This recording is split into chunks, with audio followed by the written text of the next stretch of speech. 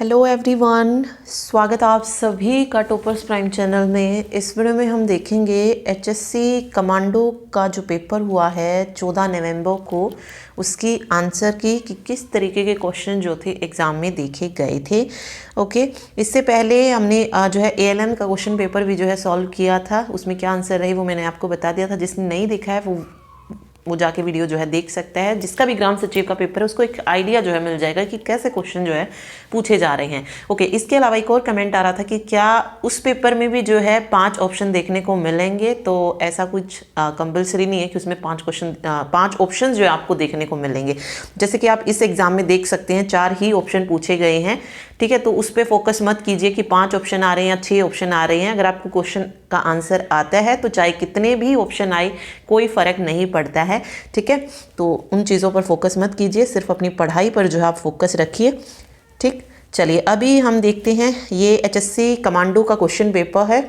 देखते हैं कि क्या जो है आंसर रहने वाला है। चलिए देखिए, सबसे पहले हम हिंदी सॉल्व कर रहे हैं। हिंदी और इंग्लिश के वही 5-5 क्वेश्चन जो है पूछे गए हैं। देखिए फर्स्ट क्वेश्चन में क्या पूछा गया है, भरपेट शब्द किस समास का उदाहरण है। भरपेट में हमें बताना है कौन सा जो है समास है। देखिए अगर हम इसका विग्रह करें तो वो होता है पेट भर कर, तो कौन सा समास हो जाएगा, अव्ययी भाव समास जो है इसमें हो जाएगा। तो ऑप्शन सी हो जाएगा, क्योंकि इसमें क्या लग जाता है, अव्ययी भाव समास में अव्यय लग जाता है। ठीक है, जो पूरा मीनिंग को जो है उसको थोड़ा सा चेंज कर देते हैं। ठीक है, देखिए अगला, जो दूसरों की भलाई चाहता है, वाक्य के लिए कौन सा शब्द उपयुक्त है। जो दूसरों की भलाई चाहता है, जो दूसरों की भलाई चाहे उसको क्या बोलते हैं, परोपकारी बोलते हैं। ठीक है, तो यहाँ पे जो राइट आंसर बनेगा तो यहाँ पे परमार्थी हो जाएगा। परमार्थी का भी मतलब क्या होता है, जो दूसरों की जो है भलाई चाहता है। तो थोड़ा सा इसने बस ऑप्शन को चेंज कर दिया है, परोपकारी की जगह परमार्थी जो था दे दिया था, तो ऑप्शन बी हो जाएगा। अगला है स्वैच्छिक। स्वैच्छिक शब्द का सही संधि विच्छेद। देखिए 2 मात्राएं जो होती है ना, यहाँ से आप पता लग सकते कि इसमें कौन सी संधि बन रही है। तो इसमें आएगी स्वर संधि। स्वर में भी कौन सी बनेगी, वृद्धि संधि बनेगी। ठीक है, तो इसमें कभी भी विसर्ग वाला तो वैसे ही नहीं होगा। और यहाँ पर ये देखिए, ये आधा च और ये दिया गया, तो ये वैसे ही कट हो जाएगा। स्व जमा इच्छिक नहीं होगा, स्व जमा इच्छिक जो है सही हो जाएगा। तो ऑप्शन सी इसका करेक्ट आंसर होगा। ठीक है, अगला था रासायनिक। जो शब्द था चयन करना था कौन सा सही लिखा है, तो ऑप्शन ए रासायनिक इस तरीके से लिखा जाएगा। ठीक, कमला शब्द का सही पर्यायवाची शब्द कौन सा है, तो कमला का पर्यायवाची शब्द हो जाएगा लक्ष्मी। अगला देखिए 5 क्वेश्चन जो है पूछे गए हैं जो इंग्लिश के हैं। देखिए आर्टिकल था सबसे पहले, I have dash a black and dash a white dog. तो I have a black and a white dog, तो फर्स्ट ऑप्शन सही होगा। उसके बाद देखिए इंटेंशन का सिनोनिम बताना है। इंटेंशन का सिनोनिम क्या हो जाएगा, एम हो जाएगा, पर्पस। इस तरीके के जो वर्ड होंगे वो इंटेंशन के सिनोनिम होंगे। उसके बाद देखिए अपोजिट बताना था एंटीक का। तो एंटीक तो क्या होता है, जो पुराना होता है वो होता है ना, न्यू, इसका जो है करेक्ट आंसर होगा। Choose the correctly spelled word from the following. तो करप्ट बताना था कि करप्ट को किस तरीके से लिखा जाएगा। तो CORRUPT होता है, तो ऑप्शन डी यहाँ पे सही हो जाएगा। और डबल आर जो है इसमें लगने वाला है। ठीक है, चलिए being well qualified he has good in the profession. तो prospects in the profession, first option सही रहेगा। एचएससी नहीं कहूँगी, एसएससी में जो है ये क्वेश्चन पूछे जा चुके हैं। ठीक है, तो ऑप्शन ए यहाँ पे रहेगा। और जितने भी क्वेश्चन पूछे गए हैं इंग्लिश के, वो सारे किसी न किसी एग्जाम में आए हुए क्वेश्चन हैं, रिपीटेड हैं। ठीक, चलिए अगला देखिए क्वेश्चन नंबर 11 पे आते हैं हम। The difference between Indian standard time and Greenwich mean time. भारतीय मानक समय और ग्रीनविच मध्य के समय कितने का अंतर है, तो 5.5 घंटे का अंतर है। तो ऑप्शन ए यहाँ पे सही होगा। अगला देखिए, हरियाणा के निम्नलिखित में से किस जिले में लाल चेस्टनट मिट्टी पाई जाती है। लाल चेस्टनट मृदा पाई जाती है हरियाणा के यमुनानगर जिले में। ठीक है, चलिए नेक्स्ट है, कोयना परियोजना द्वारा विद्युत आपूर्ति बड़े शहरों में शामिल है, अहमदाबाद और सूरत, पुणे, मुंबई। तो देखिए कोयना परियोजना की अगर हम बात करें तो ये कहाँ पर है। ठीक है, अगर आपको ये पता है कि कोयना परियोजना कहाँ पर है तो आप ऑब्वियस है इजीली बता सकते हैं कि ये कहाँ पर होगा। ठीक है, देखिए कोयना पन बिजली परियोजना सबसे बड़ी जो है बिजली संयंत्र है, कोयना नदी पर है और महाराष्ट्र में है। अगर महाराष्ट्र में है तो ऑब्वियस है महाराष्ट्र की जो सिटी होंगी उन्हीं को जो है आपूर्ति दी जाएगी। ठीक है, तो ये सतारा जिले में स्थित है। तो जो बड़े शहर इसमें शामिल हैं वो हैं पुणे और मुंबई। ठीक, ओके, कोयना नदी पे है इसीलिए इसका नाम कोयना हाइड्रो इलेक्ट्रिक प्रोजेक्ट जो है पड़ा है इसका नाम। चलिए अगला है the name of Gautama Buddha mother was. देखिए गौतम बुद्ध की मदर का नाम पूछा गया तो सारे नाम आपको पता होना चाहिए। गौतम बुद्ध बौद्ध धर्म से हो जाएंगे। जन्म कब हुआ? 563 ईस्वी में हुआ। कहाँ पर हुआ? लुम्बिनी नेपाल में इनका जन्म हुआ था। ठीक है, निधन कब हुआ? 483 ईस्वी में हुआ था 80 वर्ष की में। कहाँ पर हुआ था? कुशीनगर में। ये बहुत बार पूछा जाता है कहाँ पर, कुशीनगर में जो थी इनकी मृत्यु हुई थी। ठीक है, इनकी वाइफ का नाम पूछा जाए तो यशोधरा जो था इनकी वाइफ का नाम था। इनके बच्चे का नाम क्या था? राहुल था। पिता का नाम क्या था? शुद्धोधन था। और माता का नाम माया देवी था। ठीक है, तो यहाँ पे देखिए माया देवी तो नहीं है, तो कौन सा हो जाएगा? महामाया। एक मिनट, ठीक है, महामाया रहेगा यहाँ पे। महामाया उनकी माता का नाम था। और कुछ समय बाद ही गौतम बुद्ध के जन्म के कुछ समय बाद ही जो थी इनकी माता की जो थी मृत्यु हो गई थी। ठीक है, इनके बचपन का नाम सभी को पता होगा, ये सिद्धार्थ था। और इनका जो पालन पोषण किया था वो किसने किया था? गौतमी ने किया था, ये भी याद रखिएगा। तो ऑप्शन बी सही हो जाएगा, महामाया।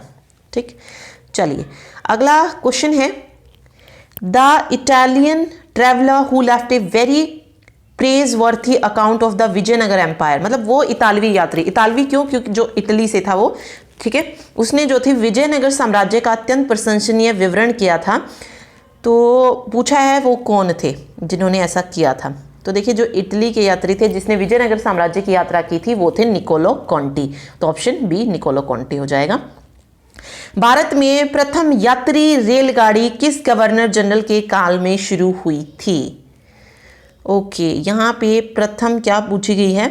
यात्री रेलगाड़ी पूछी गई है, किस गवर्नर जनरल के टाइम पे शुरू हुई थी। तो पहली रेल आपको पता है 1853 में चली थी। ओके, और ये उस वक्त कौन थे गवर्नर जनरल? उस वक्त गवर्नर जनरल थे लॉर्ड डलहौजी। लॉर्ड डलहौजी का जो कार्यकाल रहा वो 1848 से लेकर 1856 तक रहा था। तो ऑप्शन सी यहाँ पे लॉर्ड डलहौजी सही हो जाएगा। ठीक है, चलिए अगला देखिए to encourage investment in the country. RBI में अगर देश में निवेश के प्रोत्साहन को बढ़ाना है तो आरबीआई क्या कर सकती है? आरबीआई जो है जो सीआरआर होता है उसको रिड्यूस कर सकती है। ठीक है, तो रिड्यूस सीआरआर इसका करेक्ट आंसर हो जाएगा। ऑप्शन 17 का option number B. Okay, which of the following are considered as factor of production. जो उत्पादन के साधन माने जाते हैं, देखिए लैंड और लेबर तो होंगे ही होंगे, साथ में फिर रिस्क टेकिंग इंडस्ट्रियल यानी कि एंटरप्रेन्योरशिप भी आ जाएगी एंड मशीनरी भी हो जाएगी। तो 1, 3, 4, 5 इसका करेक्ट होगा, ऑप्शन ए। ठीक है, okay, who was the first chairman of the planning commission? Now NITI Aayog. तो योजना आयोग के जो अध्यक्ष होते हैं या नीति आयोग के जो अध्यक्ष होते हैं वो कौन होते हैं? देश के प्रधानमंत्री होते हैं। तो पहले प्रधानमंत्री कौन थे? 1950 में जो था योजना आयोग आया था और उस वक्त जो थे प्रधानमंत्री कौन थे? पंडित जवाहरलाल नेहरू थे। तो वही जो है नीति आयोग के पहले अध्यक्ष हो जाएंगे। ठीक है, in India treasury bill and dated securities are issued by state government, RBI, central government या मिनिस्ट्री ऑफ फाइनेंस। ओके, यहाँ पे दोनों पूछ लिया, ट्रेजरी बिल और डेटेड सिक्योरिटी। अगर आपसे सिर्फ डेटेड सिक्योरिटी पूछा जाए कि कौन इश्यू करता है तो स्टेट गवर्नमेंट आ जाएगा, लेकिन बात यहाँ पे दोनों की है, ट्रेजरी बिल और डेटेड सिक्योरिटी को इश्यू करता है सेंट्रल गवर्नमेंट। तो केंद्र सरकार के द्वारा जो है ये इश्यू की जाती है। तो ऑप्शन सी इसका करेक्ट आंसर होगा। ठीक है, चलिए जी अगला क्वेश्चन देखिए। नेक्स्ट है how long can the prime minister remain in office. प्रधानमंत्री कितने समय तक अपने पद पर रह सकता है? जब तक वह संसद सदस्य और लोकसभा में बहुमत दल का नेता रहता है, जब तक राष्ट्रपति उसे अपने पद पर रखना चाहती है, बी और डी, या जब तक उसे लोकसभा में। तो प्रधानमंत्री कब तक अपने पद पर रहता है? जब तक उसे लोकसभा में बहुमत प्राप्त है तब तक। ठीक है, तो ऑप्शन डी इसका करेक्ट आंसर होगा। चलिए, what is the minimum age of a candidate to contest gram panchayat election. ये ग्राम पंचायत के चुनाव लड़ने से संबंधित है। देखिए मतदान देने की उम्र 18 वर्ष होती है, 21 वर्ष होती है ग्राम पंचायत का चुनाव लड़ने के लिए और 25 वर्ष होती है लोकसभा और विधानसभा की एज। तो यहाँ पे 21 वर्ष इसका करेक्ट आंसर होगा। ठीक है, अगला है man is by nature A social animal. ये किसने कहा था? प्रकृति अनुसार मनुष्य एक सामाजिक प्राणी है। ये बोला था ग्रीक फिलोसोफर थे अरस्तु उन्होंने। ठीक है, तो फर्स्ट ऑप्शन सही रहेगा। Who is the author of mind, self and society? Mind, self and society के जो लेखक हैं कौन हैं? ये बुक है जॉर्ज हर्बर्ट मीड की, तो G.H. मीड, इसका पूरा नाम है George Herbert Mead, B option. Okay, अगला देखिए, who among the following suggested that society is the real object of religious veneration? किसने सुझावित किया कि समाज धार्मिक उपासना का वास्तविक विषय है? तो ये डर्किम ने किया था, तो ऑप्शन सी डर्किम सही हो जाएगा। ठीक है, ओके चलिए जी, आगे रीजनिंग आ गई है। जिस प्रकार टायर्ड जो है रिलेटेड होता है एग्जॉस्टेड से, उसी प्रकार सैड किससे रिलेटेड होगा? सैड रिलेटेड होगा डिप्रेस्ड से, यानी कि उदास से। ठीक है, अगला सिलोइज्म का क्वेश्चन है, कह रहा है कि ऑल हॉर्सेज, मतलब जितने भी हॉर्सेज हैं वो सारे के सारे डॉग्स हैं, और जितने भी डॉग्स हैं वो सारे के सारे माइस हैं। फिर इसमें कंक्लूजन है कि ऑल हॉर्सेज आर माइस, बिल्कुल सही है, तो फर्स्ट वाला बिल्कुल सही है। फिर नेक्स्ट में कह रहा है कि ऑल माइस आर डॉग्स, तो ये ऐसा बिल्कुल नहीं है, तो सेकंड ऑप्शन गलत, तो ओनली वन फॉलो करेगा, तो ऑप्शन डी इसमें करेक्ट हो जाएगा। ठीक है, चलिए नेक्स्ट देखिए, नेक्स्ट में जजमेंट का मिरर इमेज पूछी गई। तो जजमेंट में देखिए जो दो फर्स्ट ऑप्शन है वो तो गलत हो ही गई, क्योंकि जो एन की आप मिरर इमेज देखेंगे वो एज इट इज आई है, उसमें मिरर इमेज दी ही नहीं गई है। बी ऑप्शन वैसे गलत हो गया, क्योंकि टी एन से शुरुआत होनी थी, कि लेफ्ट राइट में दिखता है और राइट लेफ्ट में दिखता है, तो ये तो वैसे ही गलत है। तो बचा है ऑप्शन डी, तो ऑप्शन डी इसका करेक्ट आंसर होगा। ठीक है, चलिए जी अगला देखिए, नेक्स्ट डाइस का क्वेश्चन था। इसमें जो है पूछा गया कि 5 के अपोजिट कौन सा होगा? जब शीर्ष पर 5 हो तो तल पर कौन सी संख्या होगी? अब देखिए 5, देखिए 5 के अपोजिट कौन कौन सा नहीं आ सकता है, हम वो निकालेंगे। इस वाले डाइस से हम कह सकते हैं कि 5 के अपोजिट ना 2 आ सकता है ना 3 आ सकता है। ठीक है, सेकंड वाले से हम कह सकते हैं कि 5 के अपोजिट 1 भी नहीं आ सकता है। बचा क्या? या तो 4 या तो 6। अब 5 के अपोजिट या तो 4 आ सकता है या 6 आ सकता है, तो हम चेक करते हैं कि 4 के अपोजिट क्या क्या नहीं आ सकता। तो 4 के अपोजिट ना 3 आ सकता है, ना 2 आ सकता है, ना ही 1 आ सकता है, और ना ही 6 आ सकता है। ठीक है, आई थिंक ये 6 ही लिखा हुआ है। ठीक है, तो यहां पे राइट आंसर 4 हो जाएगा, कि 5 के अपोजिट 4 आ जाएगा। अगर ये थर्ड वाले में अगर ये यहाँ पर 5 है तो फिर 5 के अपोजिट 6 होगा, तो यहाँ पे क्लियर नहीं दिखाई दे रहा है एक्चुअल में लिखा क्या हुआ है 5 या 6। ठीक है, तो वो डिपेंड करता है फिर उस पर। ठीक, तो अगर यहाँ पे 5 है तो 5 के अपोजिट 6 आएगा, और अगर ये 6 लिखा है तो 5 के अपोजिट 4 हो जाएगा। ठीक, तो बी या डी में से कोई भी एक हो सकता है। चलिए अगला देखिए, 8 फरवरी 2005 को मंगलवार था, तो 8 फरवरी 2004 को सप्ताह का कौन सा दिवस था? तो यहाँ पे आप कैसे निकाल सकते हैं? 2004 कैसा ईयर होता है? लीप ईयर होता है, तो वहाँ पे आप अपने जो भी ओड डेज होंगे उसको निकाल के जो है इसको करना था सॉल्व। तो राइट आंसर बता देती हूँ मैं इसका, यहाँ पे क्या रहने वाला है, संडे जो है होगा 8 फरवरी 2004 को, संडे। ठीक है, ओके, ये क्वेश्चन है, ए बी का भाई है, सी ए की माता है, डी सी का पिता है, बी डी की पौत्री है। तो पूछा गया था कि ए का पुत्र है, तो बी और एफ किस प्रकार जो है संबंधित है? तो वो उनकी बुआ जो है लगेंगी, तो आंट जो है इसका सही आंसर रहेगा। ठीक है, ऑप्शन सी। अगला देखिए, ये फिगर दी गई है और बताना है कि ये किस उसमें है। क्वेश्चन नंबर 32 है ये। तो ये फिगर देखिए यहाँ पे बन रही है, ये वाली चीज़, ये देखिए इसमें बन रही है ये फिगर, तो ऑप्शन बी इसका करेक्ट आंसर होगा, किसी और में जो है ये नहीं बनेगी। ठीक, चलिए क्वेश्चन नंबर 33 जो है ये डायरेक्शन का क्वेश्चन है। सुमित पहले 7 किलोमीटर कहाँ चल रहा है? उत्तर में चला है, फिर बाएं मुड़ा और 10 किलोमीटर चला, उसके बाद वो फिर से बाएं मुड़ता और 7 किलोमीटर चलता है, तो वह अपने प्रारंभिक बिंदु से कितनी दूरी पर है? तो 10 किलोमीटर की दूरी पर है, तो ऑप्शन बी 10 किलोमीटर इसका करेक्ट हो जाएगा। अगले में देखिए, पेंसिल को इस तरीके से लिखा जाता है, तो कूट भाषा में मदर को कैसे लिखेंगे? देखिए इसमें पी और एल की कोई पोजीशन चेंज नहीं की गई है। ठीक है, फिर दूसरे और तीसरे को आपस में बदला गया और चौथे और पांचवें को आपस में, तो एम आर की हम नहीं चेंज करेंगे। ठीक है, ओ टी को हम टी ओ लिखेंगे, एम टी ओ हो जाएगा और ई एच हो जाएगा, तो M T O E H R आ जाएगा इसका राइट आंसर, तो ऑप्शन ए। ठीक, अगला, एक बिजनेस कॉन्फ्रेंस के अंत में उपस्थित 10 लोगों में से सभी ने आपस में एक बार हाथ मिलाया, कुल मिलाकर कितनी बार हाथ जो थे मिलाए गए? तो इसमें देखिए फॉर्मूला क्या लगेगा, n(n-1/2), n(n-1/2) से करेंगे तो 10 × 11/2, 2 पंजे 10 और नहीं n-1 है ना यहाँ पे, तो 9 आ जाएगा ना, 9 पंजे 45, तो 45 आ जाएगा। कुल कितनी बार हाथ मिलाए गए हैं? 45 टाइम्स। ठीक है, अगला देखिए, अगला पद बताना था इसमें, तो सिंपल डिफरेंस लिया गया है। 11 और 2 13, 13 4 17, 17 और 6 23, और 23 और 8, फिर 10, फिर 12, फिर 14, फिर 16, फिर 18, तो 23 और 18 था, तो इसमें 18 को ऐड करेंगे तो 101 इसका करेक्ट आंसर हो जाएगा, ऑप्शन डी। ठीक है, चलिए अगला देखिए, सांप, छिपकली, सरीसृप, तो रेप्टाइल में स्नेक भी आते हैं, लेजर्ड भी आते हैं, दोनों अलग हो जाएंगे, तो ऑप्शन डी इसका सही होगा। ठीक है, 37 का डी ऑप्शन सही हो जाएगा। चलिए अगला है, 6 पर्सन्स हैं, एक वृत्तीय स्वरूप में खड़े हैं। ओके, कुछ हैं इस तरीके से, यू जो है ये एस और टी के बीच में खड़ा है। ठीक है, टी पी के पास नहीं खड़ा, 3 ये हो गए, 4 5 और 6, तो पी जो है वो टी के पास में नहीं है। पी जो है ये एस और आर के बीच में खड़ा है, तो ये हो जाएगा। टी तथा आर के मध्य में कौन है? तो देखिए यहाँ पे कौन बचा है? क्यू बचा है, तो क्यू जो है ये टी और आर के बीच में हो जाएगा, तो ऑप्शन ए इसका सही होगा, क्यू। ठीक है, चलिए देखिए, मैट्रिक्स पूरा करना था, तो यहाँ पे ए और बी, डी में देखिए बी और सी को स्किप कर दिया गया, डी एच में ई एफ जी को स्किप कर दिया गया, एफ आई में भी इसी तरीके से किया गया है, जी एच को स्किप किया गया, फिर जे के एल को, यानी कि एक बार 2 लेटर को, एक बार 3 लेटर को, तो इसमें भी ऐसे ही करना है। तो एन से पहले 2 लेटर को स्किप करने से पहले क्या आएगा? के आ जाएगा, फिर एल एम को स्किप करके एन, ओ पी क्यू को स्किप करके आर लिखा गया, तो यहाँ पर के इसका करेक्ट आंसर होगा। ठीक है, चलिए 33 छात्रों की एक कक्षा में रमन 13वें स्थान पर है। स्थान अनुसार 5 छात्र सरल के नीचे हैं। 5 छात्र अगर सरल के नीचे हैं तो 28वें स्थान पर हो जाएगा ये। ठीक है, 28 और 5 33 होते हैं। ओके, तो ये 28वें पर हो जाएगा। तो रमन और सरल के मध्य, तो देखिए 28 और 13 को अगर मैं माइनस करती हूं तो कितना आएगा? 15।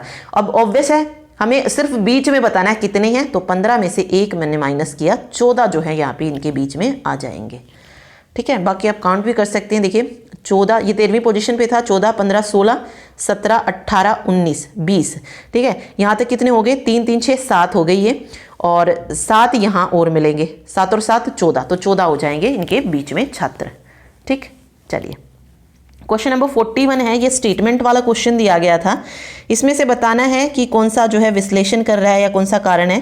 तो देखिए कथन पढ़िए सिर्फ इनमें, पिछले 7 दिनों से भारी वर्षा हो रही है, नगर पालिका ने जनता को हिदायत दी है कि खुले खाद्य का उपयोग न करें। तो बताना है कौन सा सही है, ए कारण और बी उसका प्रभाव है, बी कारण है, ए उसका प्रभाव है, या दोनों स्वतंत्र कारणों के प्रभाव हैं।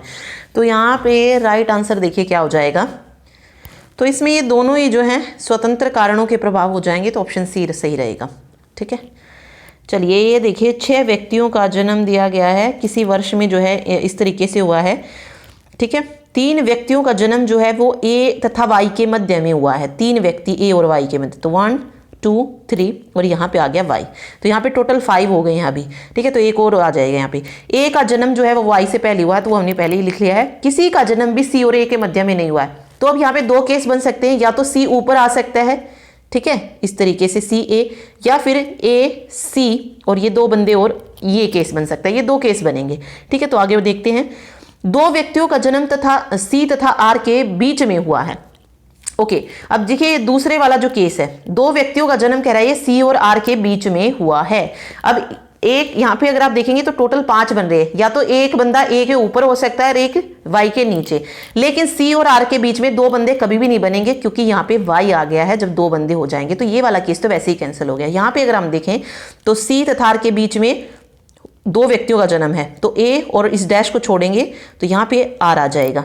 ठीक है, अब ये कह रहा है कि टी का जन्म क्यू से पहले हुआ था, तो टी यहाँ पे और क्यू यहाँ पे, तो ए और क्यू के मध्य कितने हैं? तो ए क्यू के मध्य टी और आर हैं, तो 2 व्यक्तियों का जन्म जो है हुआ है, तो ऑप्शन बी यहाँ पे सही हो जाएगा 42 का। ठीक है, चलिए अगला देखिए, उन अक्षरों के संयोजन का चयन करें जो दी गई इस अक्षर श्रृंखला के खाली जगह गो में क्रमिक रूप से रखे जाते हैं। तो यहाँ पे टोटल अगर आप काउंट करेंगे तो 18 जो है इसमें दिए गए हैं लेटर, तो यहाँ पे 3 का पेयर आप बना सकते हैं। तो देखिए 3 का पेयर यहाँ पे इस तरीके से बन जाएगा, ये बनेगा। देखिए इसमें आप अगर आप देखेंगे तो आगे और पीछे जो है सेम लेटर और बीच में कोई वर्ड आ रहा है। ठीक है, तो हमें कुछ इसे ऐसा ही ढूंढना है तो यहाँ पे सबसे पहले हम ए से शुरुआत कर रहे हैं, तो ए सी ए ये हो जाएगा, फिर बी डी बी आएगा, फिर सी ए सी दिया गया है, फिर डी बी डी हो जाएगा। तो ये ऑप्शन देखिए आप किस में, ए बी डी में है, फिर ए सी ए हो जाएगा दोबारा से और बी डी बी हो जाएगा। ठीक है, तो ऑप्शन सी इसका करेक्ट रहेगा। ठीक है, चलिए आगे देखिए, बताना है इसमें शर्ट्स, बेडशीट और टॉवेल, तो तीनों ही अलग अलग चीजें हैं, तो ऑप्शन सी सही होगा। ठीक है, चलिए नेक्स्ट देखिए नेक्स्ट क्वेश्चन है, मैथ्स का है। अविनाश ने बस स्टॉप के लिए सामान्य से 15 मिनट पहले घर छोड़ा, उसे वहां पहुंचने के लिए 10 मिनट लगे और वह 8:40 AM को बस स्टॉप पर पहुंचा। तो वह सामान्यतः बस स्टॉप के लिए कितने बजे घर छोड़ता? देखिए बस स्टॉप पे वो 8:40 पे पहुंचा है और उसको टाइम कितना लगा था वहां से पहुंचने में? 10 मिनट, यानी कि वो 8:30 पे चला था वहां से। ठीक है, 8:30 पे वो घर से चला था, बट उसने क्या कहा कि आज जो था उसने 15 मिनट, ठीक है, 15 मिनट पहले घर छोड़ा था। मीन्स उसे कितने 15 मिनट हमें इसमें और ऐड करने पड़ेंगे। वो हमेशा डेली कितने बजे चलता था? 8:45 पे जो है घर वो छोड़ता था, तो 8:45 यहाँ पे सही हो जाएगा, लेकिन 8:45 AM होगा। तो यहाँ पे ऑप्शन सी 8:45 AM जो है, नहीं, ओके 8:40 AM पे छोड़ा है ना, तो 8:45 AM जो है इसका करेक्ट आंसर आएगा। ठीक, तो ऑप्शन सी जो है यहाँ पे सही रहेगा, 8:45 AM। देखिए अगला क्वेश्चन, हरियाणा पुलिस रेंज का जो है मिलान करना है कि कौन सी डिस्ट्रिक्ट आएगी। जैसे सबसे पहले अम्बाड़ा पुलिस रेंज जो है दी गई है, तो अम्बाड़ा जो रेंज है वो किस किस को कवर करती है? अम्बाड़ा, यमुनानगर और कुरुक्षेत्र को करती है। ठीक है, तो यहाँ पे यमुनानगर दिया गया है, तो ए का 4th हो जाएगा। ठीक है, उसके बाद आप यहाँ पे देख सकते हैं इन्होंने जो नेक्स्ट दी है वो हिसार रेंज है। हिसार रेंज किसको कवर करती है? हिसार, हांसी, फतेहाबाद हो गया और सिरसा हो गया, तो यहाँ पे हांसी है, तो हांसी आ जाएगा इसमें। ठीक है, उसके बाद करनाल दिया गया है, तो करनाल रेंज कवर करती है करनाल, पानीपत, कैथल डिस्ट्रिक्ट को। ठीक है, तो करनाल का कैथल हो जाएगा। और साउथ रेंज मीन्स रेवाड़ी, ठीक है, या रेवाड़ी रेंज कह लीजिए, ये किसको करती है? रेवाड़ी रेंज में फिर ये आ जाते हैं ना, मेंदरगढ़ हो गया, रेवाड़ी, पलवल, नू, तो ये हो जाएगा रेवाड़ी में। ठीक है, तो ये रेवाड़ी रेंज के अंदर आ जाएगी। फिर यहाँ पे एक सोनीपत भी दिया गया है। सोनीपत किस रेंज में आती है? रोहतक रेंज में आती है, बट यहाँ पे रोहतक रेंज नहीं दिया गया है। 5 रेंज है ना, तो 5 रेंज में अलग अलग जो है आ जाती है, तो सोनीपत रोहतक रेंज में रहेगा, इसीलिए ऑप्शन 3 वाला इसमें ठीक नहीं होगा, ना तो ये ना तो ये। ऑप्शन सी इसका करेक्ट आंसर होगा। ठीक है, क्वेश्चन नंबर 46 का ऑप्शन सी। ठीक, चलिए अगला क्वेश्चन है, ये देखिए ये रहा क्वेश्चन। 15 अगस्त 2021 को हरियाणा पुलिस के किस कार्मिक ने वीरता के लिए पुलिस पदक प्राप्त किया? तो ये पूछा गया है, 15 अगस्त की ये बात की जा रही है, 15 अगस्त 2021 इंडिपेंडेंस डे वाले दिन। तो देखिए किसको दिया गया है, तो इसमें याद रखिएगा जो 15 अगस्त को सम्मानित किया गया है स्वतंत्रता दिवस के अवसर पर, तो 14 अधिकारियों को किया गया था। ठीक है, जो 2 थे उनको तो 2 पुलिसकर्मियों को तो वीरता के लिए, एक को विशिष्ट सेवाओं के लिए, और 11 जो थे वो राष्ट्रपति पुलिस पदक से जो थे सम्मानित किए गए थे। ठीक है, वीरता के लिए जो जिसको मिला है यहाँ पे जो है वीरता के लिए ही पूछा है, तो वीरता के लिए एक तो राकेश कुमार हैं ASI और दूसरे हैं पवन कुमार कांस्टेबल हैं, तो ये 2 नाम जो है आप याद रखिएगा। ठीक है, तो पवन कुमार यहाँ पे इसका करेक्ट आंसर हो जाएगा। ठीक है, इसके अलावा CS राव है, ADG डॉक्टर CS राव, इनको विशिष्ट सेवाओं के लिए, मैंने बोला ना एक को विशिष्ट सेवाओं के लिए मिला है, तो वो डॉक्टर CS राव हो जाएंगे ADGP, और 11 जो हैं वो अलग पुलिस वाले हैं जिनको उसके लिए पदक से सम्मानित किया गया है सराहनीय सेवाओं के लिए। ठीक है, जिसमें अलग अलग नाम है, फिर डॉक्टर हनीफ कुरैशी हैं, राजकुमार ACP है, बाकी आप सारे नाम याद कर ले तो ठीक है, क्योंकि HSC उनमें से भी जो है कोई ना कोई दे सकती है। ठीक, तो यहाँ पे पवन कुमार हो जाएगा। अगला देखिए नेक्स्ट क्वेश्चन पूछा है, इसमें देखिए क्या पूछा गया, विच of the following is the highest Indian police service officer rank? कौन सा उच्चतम भारतीय पुलिस सेवा अधिकारी पद जो है इनमें से बताना है कौन सा है? SI का है, DSP का है, DGP का है, या फिर ASI का है? सबसे बड़ा वाला जो पद है, तो हाईएस्ट में कौन सा आ जाएगा? डीजीपी का हो जाएगा, डायरेक्टर जनरल ऑफ पुलिस। उसके बाद एडीजीपी होता है, additional director general of police. फिर आईजी आता है, ओके, फिर डीआईजी हो गया। तो इसी तरीके से ये चलता जाता है, ठीक। तो डीजीपी जो है हो जाएगा कौन सा? उच्चतम भारतीय पुलिस सेवा अधिकारी पद है। चलिए 1 मिनट, देखिए अगले क्वेश्चन में क्या पूछा गया है। नेक्स्ट क्वेश्चन है, दंड प्रक्रिया संहिता 1973 की किस अनुसूची में अपराधों का वर्गीकरण दिया गया है? अनुसूची 1, अनुसूची 2, ए और बी दोनों, या इनमें से कोई नहीं? तो इसमें यह क्या कह रहा है, अपराधों का वर्गीकरण किस में दिया गया है? देखिए दंड प्रक्रिया संहिता 1973 की पूछा गया है, तो अनुसूची 1 में जो है ये अपराधों की वर्गीकरण यानी कि क्लासिफिकेशन ऑफ ऑफेंस जो है गिवन है, ठीक है। तो अनुसूची 1 इसका करेक्ट आंसर होगा। अगला क्वेश्चन पूछा गया, which section of the information technology act, यानी कि आईटी एक्ट पूछा गया कि जो 2000 है वो मतलब 2000 आईटी एक्ट 2000 जो है उसमें हैकिंग विद कंप्यूटर सिस्टम ये किस सेक्शन में आता है, किस सेक्शन में इसको जगह दी गई है? तो धारा 66F में जो है इसको जगह जो है दी गई है, साइबर जो क्राइम होते हैं उन्हें। तो धारा 66 यहाँ पे सही हो जाएगा, ठीक है।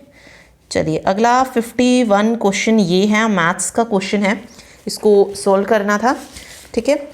तो देखिए इसको किस तरीके से आप सॉल्व कर सकते हैं। यहाँ पे आप काउंट कर लीजिए, 3 यहाँ पे हैं डेसिमल के बाद, 4 इसमें हैं, 4 और 3 7 और 4 11, 11 यहाँ पे बनेंगी, 11 0। यहाँ पे अगर आप देखेंगे तो 3 3 6 और 3 9 और 2 11, यानी कि इनका जो पूरा डेसिमल है वो आप हटा सकते हैं। अब 9 का स्क्वायर रूट 3 हो जाएगा, 36 का 6 हो जाएगा, 16 का 4, ठीक है। अब 8 बचेगा यहाँ पे, तो 8 रूट को हम एज इट इज़ रख लेते हैं, ठीक है। फिर यहाँ पे आप देखेंगे 2 और 2, 2 दूनी 4 यानी कि 2 बाहर आ जाएगा और रूट 8 यहाँ पे बचेगा। रूट 8 से रूट 8 आप कैंसिल कर सकते हैं, 2 दूनी 4 आप कैंसिल कर सकते हैं, 6 3 18, 18 दूनी 36, तो 36 इसका करेक्ट आंसर होगा, ठीक है। एलसीएम पूछा गया था, तो जब भी रेशो में होता है तो हम क्या करते हैं, जो ऊपर वाली होती हैं उन टर्म्स का हम एलसीएम निकालेंगे और नीचे वाले टर्म्स का हम एचसीएफ निकालेंगे। तो 2 4 5 का अगर हम देखें तो एलसीएम कितना आएगा, 5 दूनी 10, 10 नहीं होगा, 15 नहीं होगा, 20 आ जाएगा, 20 एलसीएम आएगा इसका, ठीक है। तो अब हमें एलसीएम के अलावा नीचे 3 9 और 6 का क्या लेना है, HCFB जो है निकालना है। तो HCF आप निकाल सकते हैं इसमें। अगर मैं 9 लेती हूँ यहाँ पे तो 3 3 या 9 ये पूरा जा रहा है, तो 3 इसका HCF आ जाएगा ना। अगर मैं यहाँ पे 6 लेती हूँ तो 3 दूनी 6, अदरवाइज 9 में से 6 अगर मैं माइनस करती हूँ 3 0 3 ही आएगा, किसी भी तरीके से कर लीजिए, 3 HCF निकलेगा, तो 20/3 इसका करेक्ट आंसर होगा, ठीक है। चलिए ओके अगला देखिए क्वेश्चन दिया गया है, इसमें ये 6 लड़कियों का शारीरिक भार दिया गया है और सभी 6 लड़कों का उचित शारीरिक भार बताना है कितने ग्राम में होगा। 1 मिनट, ओके एवरेज बतानी है, तो यानी कि सबको ऐड करके हमें 6 से डिवाइड करना है। तो आप इनको ऐड कर सकते हैं, 2 और 2 4 और 5 9 और 4 13 और 4 17 और 3 20 0 यानी कि 2, 7 और 2 9 और 5 14 और 6 20 और 8 28, 28 और 7 35, 35 4 39, 390/6 हो जाएगा, ठीक है। ओके बट ग्राम में बताना है ये औसत शारीरिक भाग, तो पहले निकाल लेते हैं कितना बनेगा। 6 6 36 और 6 पंजे 30, 65 kg आएगा, 65 किलोग्राम। तो यहाँ पे 65,000 ग्राम हो जाएगा, 1000 से जो है ग्राम में बदलने के लिए मल्टीप्लाई करेंगे तो 65,000 ग्राम आ जाएगा यहाँ पे, ठीक है। चलिए अगला देखिए, मिलावट वाले दुग्ध के 55 लीटर में दूध तथा पानी का अनुपात दिया गया है 7:4, मिश्रण का अनुपात 7:6 करने के लिए कितना पानी और मिलाना पड़ेगा। इसमें देखिए आप क्या कर सकते हैं, 7 और 4 का इसमें दिया गया है, ठीक है, और टोटल कितना है 55 लीटर है। तो यहाँ पे आप बांध सकते हैं ना कि 11x बराबर आएगा 55 के और x की वैल्यू 5 आ जाएगी, ठीक। तो यहाँ से हम बता सकते हैं कितने कितने दूध जो है हो जाएगा 35 और ये 20, इस तरीके से हो जाएगा, ठीक है, कि 35 लीटर उसमें मिल्क होगा और 20 लीटर उसमें वाटर होगा। ओके, उसके बाद 7:6 को भी इस तरीके से निकालेंगे। तो यहाँ पर जो x की वैल्यू आएगी या वो 10 लीटर आएगी, तो बहुत बड़ा थोड़ा सॉल्व करने में टाइम लगेगा इसको, बट मैं आंसर बता देती हूँ। जिसका पेपर वो मैच कर सकता है, 10 लीटर इसका करेक्ट आंसर रहने वाला है। ठीक है, चलिए क्वेश्चन नंबर 55, वेट एक मिनट। अगला क्वेश्चन देखिए, नेक्स्ट क्वेश्चन में पूछा गया है 8 वर्षों में एक राशि 45,000 सामान्य ब्याज पर इतने रुपए हो जाती है, तो प्रति वर्ष ब्याज की दर कितनी है। ओके, अब इसमें बतानी है ब्याज की दर कितनी हो जाएगी। तो बिल्कुल सिंपल फॉर्मूला आपको रखना था और कुछ भी जो था इस क्वेश्चन में नहीं था। ठीक है, वही हमारा मूलधन दिया है, टाइम दिया है, रेट हमें पूछा गया है, और ये अगर आप देखेंगे इतनी ये टोटल हो रही है।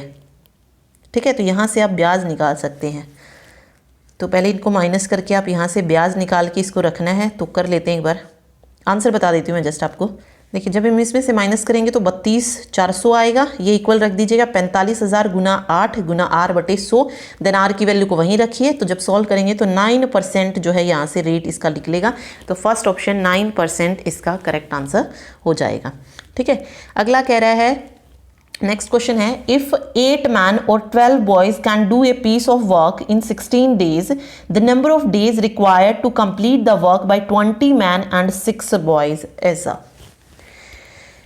8 पुरुष और 12 लड़के किससे को, देखिए 8 मैन या 12 लड़के, ठीक है, किसी उसको जो है क्या कर रही हैं, 16 दिनों में कर सकते हैं। तो 20 पुरुष और 6 लड़कों द्वारा पूछा गया है। देखिए 8 पुरुष भी कितने दिन में कर रहे हैं, 16 दिन में, और 12 लड़के भी कितने दिन में कर रहे हैं, 16 दिन में कर रहे हैं। ठीक है, तो हमें इसमें से किसी एक का जो है निकालना पड़ेगा, देन इसको सॉल्व करना पड़ेगा। ठीक है, तो वो आप निकाल के देखिएगा। मैं राइट आंसर बता देती हूँ, 5/3 इसका करेक्ट आंसर निकलेगा। यहाँ से आप ये कह सकते हैं ना कि जैसे 8 और 12, अब देखिए काम इनका बराबर आ गया, 8 और 12 हम रख सकते हैं, और यहाँ पे रेशो निकलेगा 4 दूनी 8, 4 तिये 12, यानी कि 2 पुरुष जो होंगे वो 3 बॉयज़ के बराबर आ जाएंगे। फिर हमें इसको एक में कन्वर्ट करना पड़ेगा। ठीक है, देन करेंगे तो 5/3 इसका करेक्ट आंसर रहेगा। चलिए अगला देखिए, नेक्स्ट क्वेश्चन है, A train is moving at a speed of 132 km per hour. If the length of the train is 110 meters, how long will it take to cross a railway platform 165 meter long? चलिए यहाँ पे देखिए 132 kilometre our क्या है, उसकी speed है। तो यहाँ पे हम लिखेंगे speed equal to distance upon time. अब ट्रेन की जो लेंथ है वो 110 मीटर है, और 165 मीटर उसको क्रॉस करने में कितना टाइम लगेगी। तो ये टाइम हमको यहाँ पे निकालना था। ठीक है, ये टाइम हमें निकालना था। जन आपको क्या करना है, 132 को इधर लाइए, टी को उधर लेके जाइए, एंड देन आप यहाँ से सॉल्व कीजिए। सेकंड्स में पूछा है तो किलोमीटर पर आवर को आप चेंज कर लीजिएगा मीटर में, मीटर पर सेकंड में। किस तरीके से, 132 को आप मल्टीप्लाई करेंगे किससे, 5/18 से, तो वो वहाँ से निकल जाएगा। तो 7.5 सेकंड इसका करेक्ट आंसर होगा। बिल्कुल सिंपल क्वेश्चन पूछे गए हैं, बट यहाँ पे मैं सोल्व करके नहीं दिखा पा रही हूँ, जस्ट आपको आइडिया दे रही हूँ कि आप इस तरीके से इस क्वेश्चन को कर सकते हैं। ठीक है, चलिए अगला देखिए, नेक्स्ट जो क्वेश्चन है, a interval of 3 hours 40 minutes is wrongly estimated as 3 hours 45.5 minutes, the error percentage is. अब इसमें क्या दे दी है, एरर परसेंटेज बतानी है कितनी है। देखिए यहाँ पे 3 hour 40 minutes था, यहाँ पे 45.5 minutes है। कितने मिनट का फर्क आ रहा है, ठीक है, कितने प्रतिशत का, मतलब कितने उसका फर्क आ रहा है। तो 3 आवर तो सेम है, यहाँ पे मिनट्स का जो है चेंज आ रहा है, वो कितना आ रहा है, 5.5 मिनट्स का आ रहा है। ठीक है, 5.5 मिनट्स का जो है ये टोटल निकल रहा है। ठीक है, तो इसमें 5.5 की आ जाएगी मिस्टेक, बट ये हुई किस में है, टोटल मिनट्स देखेंगे अगर आप यहाँ पे तो कितना था, 3 hour 40 minutes था, मीन्स 220 मिनट्स था। पूरा मिनट्स में हम चेंज करेंगे तो ये 55/220, यहाँ पे बटे 10 कर लेते हैं डेसिमल को हटाने के लिए, और इंटू में 100 हो जाएगा। देन यहाँ पे कट करेंगे तो यहाँ पे 2.5% का जो है मिस्टेक मिलेगी आपको, परसेंटेज में जो एरर आएगी। ठीक है, तो डी ऑप्शन। अगला देखिए, What is the total number of natural numbers up to 9999? इसमें क्या पूछे हैं, टोटल नेचुरल नंबर्स पूछे हैं। या 999 तक धन पूर्ण संख्याओं की कुल संख्या जो है बतानी है। ओके, तो यहाँ पे देखिए टोटल नंबर ऑफ नंबर्स देखिए, अगर हम 1000 से लेकर 999 तक तो कितने बनेंगे? 999 माइनस 1000 प्लस 1, 9000 आएंगे। ठीक है, एक मिनट, कुछ और पूछा है आई थिंक इसने पूछा है टोटल नंबर ऑफ संख्याओं की कुल संख्या पूछी है कितनी है।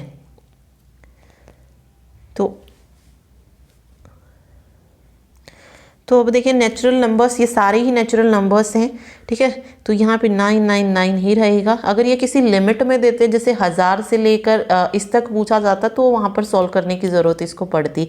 अदरवाइज फिर इसमें सिर्फ टोटल नंबर पूछा है कि यहाँ तक बताओ कितनी है, तो वो सारी की सारी संख्या कैसी है? नेचुरल है।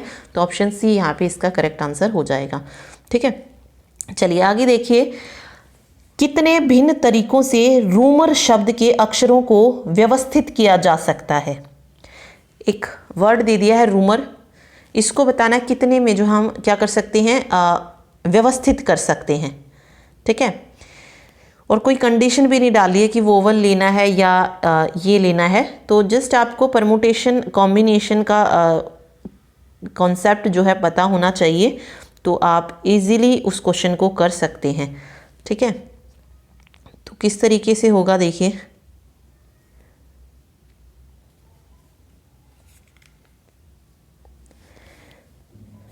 तो देखिए पहले इन वर्ड्स को हम लेटर्स जो भी दिए गए हैं काउंट कर सकते हैं आप, टोटल कितने हैं। तो यहाँ पे आप देखिए 6 लेटर हैं। ठीक है, 6 लेटर हैं, तो इसमें भी देखेंगे आप आर 2 बार आ रहा है और यू भी जो है 2 टाइम जो है रिपीट हो रहा है। तो टोटल जो भी बन रहे हैं उनका जो फैक्टोरियल रहेगा वो हम ऊपर रखेंगे, फिर जो रिपीट हो रहे हैं उनका फैक्टोरियल नीचे रखा जाएगा। अब 2 रिपीट हो रहे हैं तो 2 फैक्टोरियल हम 2 टाइम करेंगे। अब यहाँ पे जब हम इसको ओपन करेंगे तो ये बनेगा 6 × 5 × 4 × 3 × 2, और 2 फैक्टोरियल से 2 फैक्टोरियल कैंसिल, और 2 फैक्टोरियल को ओपन करेंगे तो 2 × 1, तो ये 2 दूनी 4 कट जाएगा। 6 पंजे 30, दूनी 60, 60 दिया 180, तो 180 टाइम्स जो है इसको व्यवस्थित किया जा सकता है। तो ऑप्शन डी इसका सही हो जाएगा। ठीक है, चलिए आगे क्वेश्चन है, देखिए क्रेट का टापू जो हाल ही में समाचारों में था किस देश में स्थित है? आइलैंड ऑफ क्रेट पूछा है इसने, कहां पर है?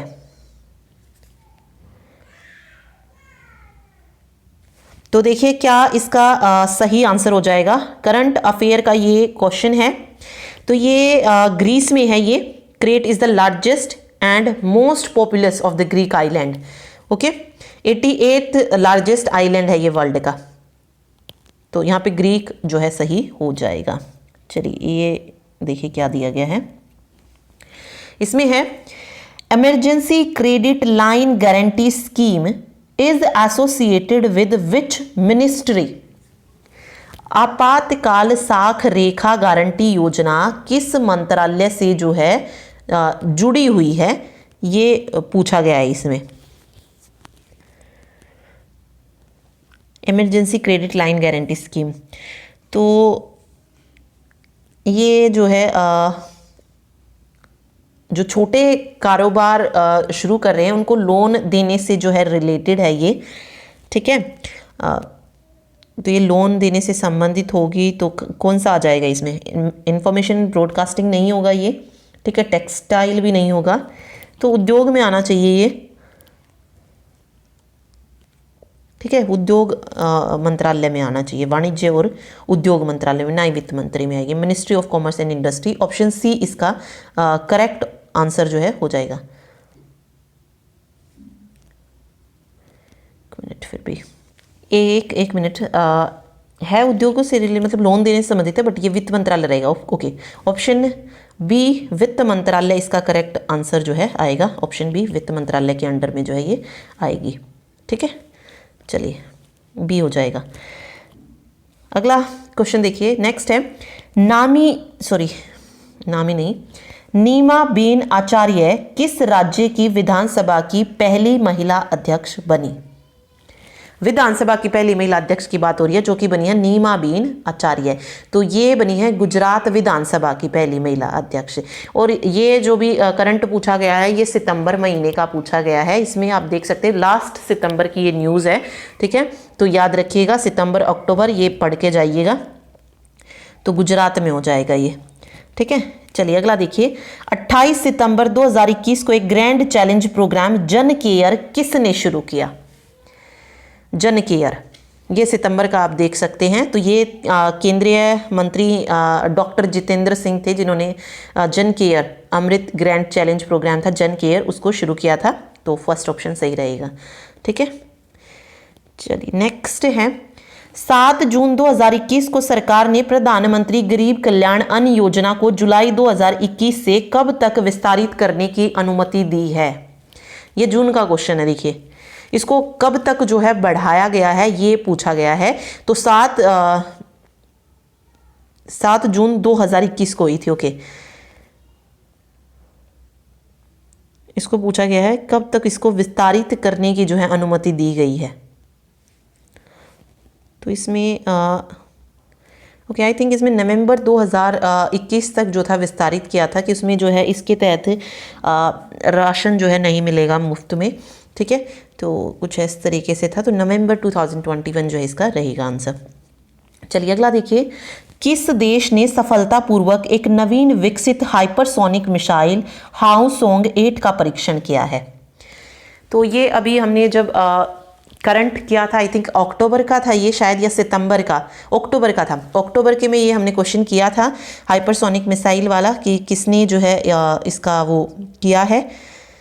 तो क्या हो जाएगा यहाँ पे राइट आंसर? देखिए नॉर्थ कोरिया जो है इसका सही हो जाएगा, नॉर्थ कोरिया ने किया है, ठीक है। इस नॉर्थ कोरिया ने मतलब ये क्लेम किया है कि हमने जो है सक्सेसफुली टेस्ट किया है हाइपरसोनिक मिसाइल को, जिसका नाम ये है हवासोंग 8, ठीक। चलिए अगला देखिए, नेक्स्ट है, the ministry of corporate affair has extended the tenure of the company law committee till. निगमीय मामलों के मंत्रालय ने कंपनी लॉ समिति की अवधि को कब तक जो है बढ़ा दिया है? देखिए इसमें क्या हो जाएगा, जो कॉरपोरेट मामलों के मंत्रालय ने लॉ समिति है उसकी अवधि को जो है बढ़ा दिया है कब तक? सितंबर 2022 तक, ठीक है। तो 16 सितंबर 2022 इसका करेक्ट होगा। अगला क्वेश्चन नंबर 68 है, हाल के बैंकों के विलय के संदर्भ में पूछा है कौन सा असत्य है? तो देना बैंक और विजय बैंक का विलय बैंक ऑफ बड़ौदा के साथ हुआ है, ये पॉइंट बिल्कुल सही है। ओरिएंटल बैंक ऑफ कॉमर्स और यूनाइटेड बैंक ऑफ इंडिया का विलय पंजाब नेशनल बैंक के साथ हुआ है, ये पॉइंट भी सही है, यहाँ पे गलत बताना था। आंध्रा बैंक और कॉर्पोरेशन बैंक का विलय यूनियन बैंक ऑफ इंडिया के साथ हुआ है, ये भी सही है। जो गलत है वो है ऑप्शन सी, तो इसका राइट आंसर सी हो जाएगा, क्योंकि सिंडिकेट बैंक का जो विलय हुआ है ये इंडियन बैंक के साथ नहीं केनरा बैंक के साथ हुआ है, ठीक है। तो ऑप्शन सी यहाँ पे सही रहेगा, ठीक है। चलिए अगला जो क्वेश्चन पूछा गया है, पिछले वर्ष के इन्हीं महीनों की तुलना में मई 2021 से जुलाई 2021 की मुद्रास्फीति की उच्च दर का प्राथमिक कारण क्या है? यहाँ पे 3-4 ऑप्शन दिए गए हैं, ओके। इसमें थोड़ा सा डाउट है तो इसको छोड़ते हैं अभी। देखिए नेक्स्ट देखिए, उसको छोड़ दीजिएगा क्योंकि उसमें डाउट है अभी।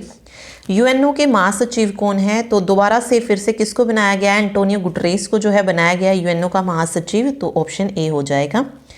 अगला देखिए, विद्यालय नहीं जाने वाले दिव्यांग बालकों को वित्तीय सहायता हरियाणा राज्य सरकार के किस विभाग की वित्तीय सहायता योजना है? ओके, ये जो है हरियाणा राज्य सरकार की योजनाओं के बारे में जो है बात की जा रही है, ठीक है। ये दिव्यांग के लिए है 18 साल से जो कम उम्र के हैं। तो ये किसके अंडर में आ रही है ये योजना, ये बताना है।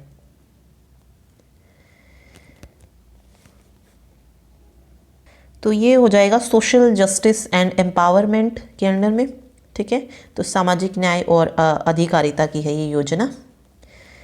चलिए अगला है नेक्स्ट, देखिए नेक्स्ट क्वेश्चन, भारतीय मूल की अमेरिकन कार्यकारी इंदिरा नूई किस कंपनी की पूर्व अध्यक्ष थी? इंदिरा नूई के बारे में बताना है कि इंदिरा नूई किसकी थी। तो राइट आंसर हो जाएगा इंदिरा कृष्ण नूई। अभी ये वर्तमान में पेप्सिको की हैं, ठीक है, बट यहाँ पे पूर्व अध्यक्ष पूछा है। ओके, चेयरपर्सन किसकी रही है, मतलब पूर्व अध्यक्ष किसकी रही है, तो वो पेप्सिको की रही थी 2001 में, ठीक है। मुख्य कार्यकारी अधिकारी जो थी ये बनी थी, ठीक है। तो पेप्सिको सही रहेगा इसका। चलिए अगला क्वेश्चन देखिए। हरियाणा राज्य के नए राज्यपाल के तौर में किसने जो है शपथ ली है, तो बंडारू दत्तात्रेय ने ली है। अगला है इंडियन प्रीमियर लीग 2021 हाल ही में किस देश में आयोजित किया गया। 2021 का जो आईपीएल है ये कहाँ पर हुआ था, तो संयुक्त अरब अमीरात में हुआ था, तो यूएई हो जाएगा, ठीक है। ओके, हरियाणा में लोकायुक्त पोर्टल किस वर्ष लॉन्च किया गया। लोकायुक्त पोर्टल ऑप्शन 2020, 19 या 21। यहाँ पे बात की जा रही है लोकायुक्त पोर्टल की कि उसको कब लॉन्च किया गया है।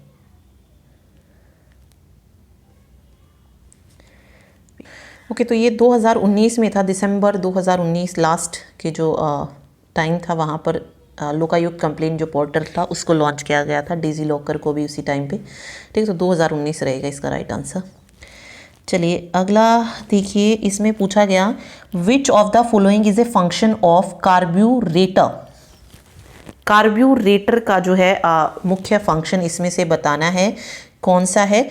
तो इसका जो मुख्य फंक्शन है वो है mixture of petrol and air into the engine, ठीक है। तो हवा को पेट्रोल के साथ, हाँ ठीक है, petrol and air into the engine, ये हो जाएगा फर्स्ट ऑप्शन जो है सही हो जाएगा, ठीक है। चलिए अगला देखिए, नेक्स्ट क्वेश्चन है tungsten is used for making filament of electric bulbs because of its. विद्युत बल्बों के फिलामेंट के निर्माण में टंगस्टन प्रयुक्त होता है, क्यों, रीजन क्या है। इसके हाई मेल्टिंग पॉइंट के कारण जो है इसको यूज किया जाता है और ये ऑक्सीडाइज भी नहीं होता है, डज नॉट ऑक्सीडाइज। तो ऑप्शन सी, क्योंकि उसका जो गलनांक होता है वो क्या होता है, हाई होता है। ओके, चलिए नेक्स्ट देखिए, iron has the electronic configuration. लोहे का इलेक्ट्रॉनिक विन्यास बताना है, क्या होता है। ओके, इलेक्ट्रॉनिक कॉन्फ़िगरेशन आयरन की क्या हो जाएगी, देखिए इसमें से जो करेक्ट आंसर बनेगा आयरन का, तो ये होती है 3d6 4s2, बी ऑप्शन, ठीक है। चलिए नेक्स्ट देखिए, temporary hardness of water is due to the presence of. जल में जो अस्थायी कठोरता का कारण होता है वो पूछा है, टेम्परेरी हार्डनेस, तो ये किसकी वजह से होती है, CaHCO3, ओके, यानी कि बाइकार्बोनेट ऑफ कैल्शियम और साथ में मैग्नीशियम। अगर वैसे पूछा जाए तो जैसे इससे पहले हमने जो एग्जाम पूछा गया था उसमें आई थिंक इस तरीके से न देकर उसका फॉर्मूला दिया गया था, तो वहाँ पे मैंने आपको बताया था CaHCO3 2, ये वाला, ठीक है। तो ये होता है bicarbonate of calcium and magnesium, ये टेम्परेरी हार्डनेस के लिए होता है, तो ऑप्शन ए इसमें सही हो जाएगा। क्वेश्चन नंबर 80 है, देखिए नेक्स्ट में पूछा गया chromosome other than chromosome other than sex chromosome are called. लिंग गुणसूत्रों के अलावा जो अन्य होते हैं उनको क्या जो है बोला जाता है, तो क्या बोलेंगे उनको, ऑटोसोम्स,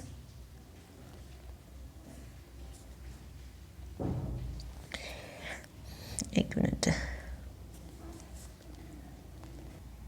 ऑटोसोम ही बोला जाएगा उनको, तो ऑप्शन सी ऑटोसोम अलिंग सूत्र कहा जाएगा। ओके, नेक्स्ट देखिए, विच of the following is an amphibian. इनमें से कौन सा है जो क्या है, उभयचर है। एम्फीबियन बताने इसमें से कौन से हो जाएंगे, गाय, मेंढक, हिरन या व्हेल।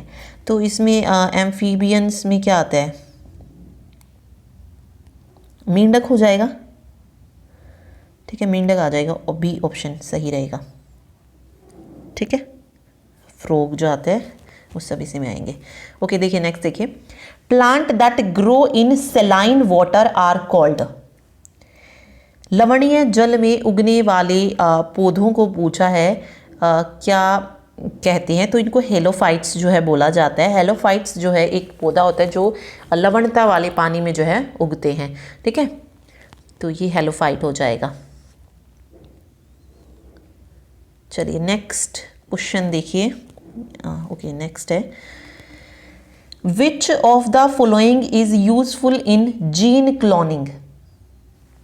जीन क्लोनिंग में कौन सा जो है उपयोगी है, तो प्लाज्मिड जो होता है ये एक small circular double standard DNA molecule होता है जो जीन क्लोनिंग के लिए जो है यूजफुल होता है, ठीक है, तो प्लाज्मिड और ए ऑप्शन इसका सही रहेगा। चलिए नेक्स्ट देखिए, नेक्स्ट क्वेश्चन है, the main objective of the Kyoto protocol on climate change. जलवायु परिवर्तन पर क्योटो प्रोटोकॉल का जो है मुख्य उद्देश्य पूछा है क्या था, तो देखिए इसमें क्या था,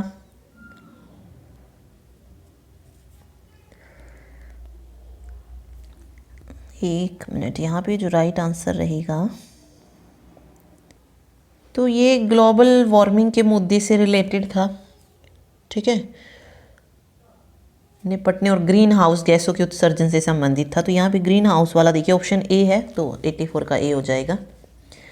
चलिए एक मिनट, 85 क्वेश्चन नहीं है इसमें, 85 से नहीं है, 5 क्वेश्चन आई थिंक नहीं है इसमें। चलिए देखते हैं। ओके, कंप्यूटर के क्वेश्चन है, in office 2007 which button is attached to a ribbon and identified by a circle containing an office logo inside it.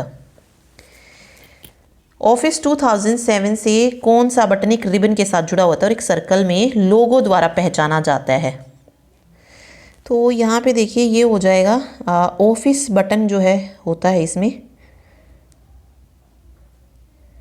ठीक है, जहाँ पे एक छोटा सा सर्कल जो है बनता है, तो ऑफिस बटन आ जाएगा इसका राइट आंसर, ऑफिस बटन जो बिल्कुल ऊपर बनेगा आपका ऑफिस बटन।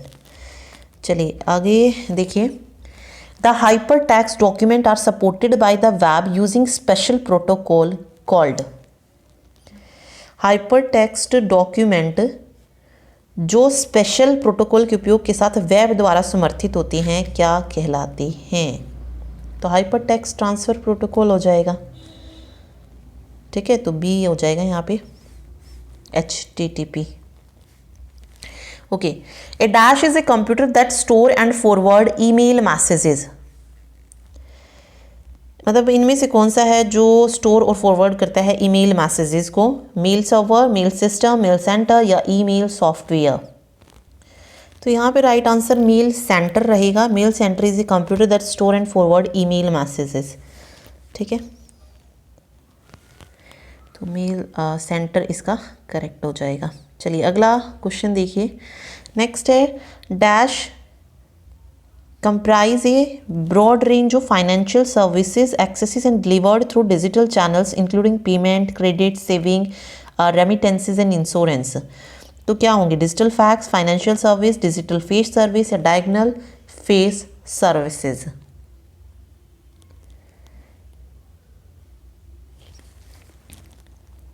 तो ये फाइनेंशियल सर्विस है जो कि डिलीवर होगी थ्रू डिजिटल चैनल्स, ठीक है, तो इसको डिजिटल फैक्स सर्विस जो है बोला जाएगा। 97 का ये हो जाएगा। अगला देखिए, वर्ड 2007 में किस टैब में कट, कॉपी तथा पेस्ट होता है, एडिट, होम, इंसर्ट या डिज़ाइन। तो अब हमें बताना है कि कट, कॉपी और पेस्ट ये किस में होता है MS वर्ड में,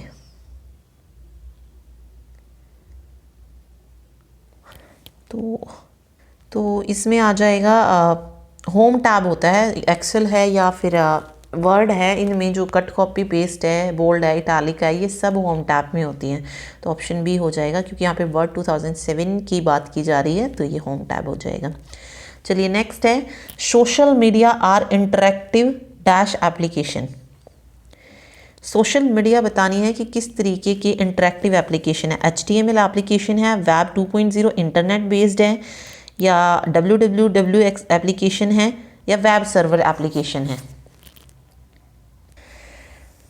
तो ये क्या होगी, इंटरनेट बेस्ड एप्लीकेशन होगी ना सोशल मीडिया, तो इंटरनेट बेस्ड होना चाहिए, वेब 2.0 इंटरनेट आधारित। ठीक है, अगला देखिए, In PowerPoint 2007, which of the following tab is used for adding, deleting, editing slide, choosing slide layout and selecting changing font? Power point 2007 में जो है ये जो सारी चीज़ें हैं, एडिट करना है, डिलीट करना है, या स्लाइड लेआउट का चयन है, ये कौन से टैब का यूज़ करके जो है किया जाता है, ये इसमें पूछा गया है। तो ये भी होम टैब में ही जो है होगा, क्योंकि पावर पॉइंट 2007 की है, तो वहीं पर आपको जो है ऐड और डिलीट करने के लिए जो है मिलेगा, जहाँ पे आप डिलीट भी कर सकते हैं, ऐड भी कर सकते हैं स्लाइड को। ठीक है, तो होम टैब यहाँ पे हो जाएगा। ओके, तो ये 100 क्वेश्चन है। आई थिंक इसमें 4 से 5 क्वेश्चन जो है कट हैं। ठीक है, तो ये था solution. Thank you so much.